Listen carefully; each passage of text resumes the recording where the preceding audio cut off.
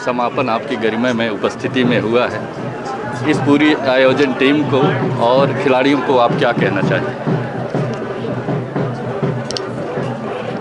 बहुत दिन बाद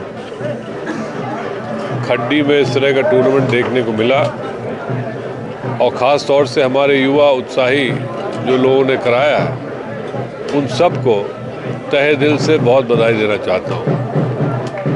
और इस भावना, खेल भावना से और सामूहिक सोच से जो ये टूर्नामेंट का आयोजन हुआ, उसके लिए जितना कहा जाए आयोजक लोगों के लिए वो कम है। और उम्मीद है कि खड्डी प्रीमियर लीग आने वाले समय में एक अपना अलग स्थान इस अंचल में बनाएगा। भैया, हमेशा की तरह एक बार फिर आप चुरहट क्षेत्रवासियों के लिए एक बहुत बड़े शिविर का आयोजन करने जा रहे हैं, जिसके निरीक्षण के लिए आज डॉक्टरों का दल भी आया था। ये किस तरह का शिविर है, कब आयोजित होगा? स्वास्थ्य शिविर चुरहट विधानसभा के लिए 18-19 दिसंबर को सर्रा में आयोजन है और उसके लिए Chirayu hospital, Christian medical hospital Damoh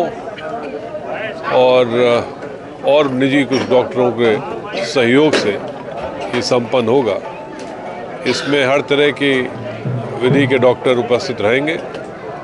प्रारंभिक जांच सर्रा में होगी और जिनका ऑपरेशन कराना होगा उनको व्यवस्था की जाएगी कि वो भोपाल में चिरायु अस्पताल में उनका ऑपरेशन हो। विश्वसनीय सूत्रों से एक बड़ी जानकारी मिल रही है कि चुरहट क्षेत्र की जनता के लिए आप स्वास्थ्य के क्षेत्र में एक बड़ी सौगात देने जा रहे हैं। आने वाले समय में एक हॉस्पिटल की ओपनिंग होने वाली है, शुरुआत होने वाली है। अब यदि विश्वस्त सूत्रों से जानकारी हुई है तो कुछ जानकारी ऐसी हैं कि विलम्ब से हों जी, और जब हो जाए मामला तब बताएंगे जी। रैगांव जीत का कारण आप क्या मानते हैं और अन्य सीटों में कांग्रेस के हार का कारण क्या मानते हैं?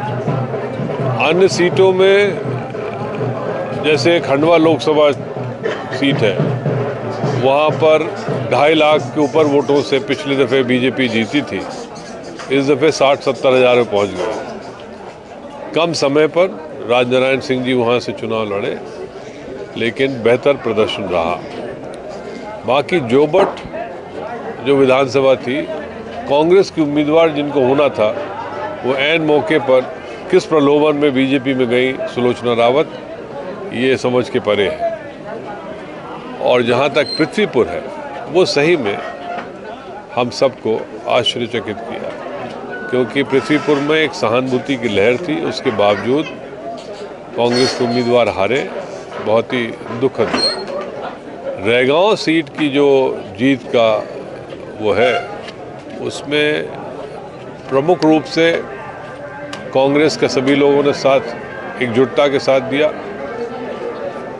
आक्रोश सतना के सांसद के खिलाफ भयंकर था और उनने एक गलती जो की, जो जुगल कक्का के लड़के को टिकट नहीं दिया।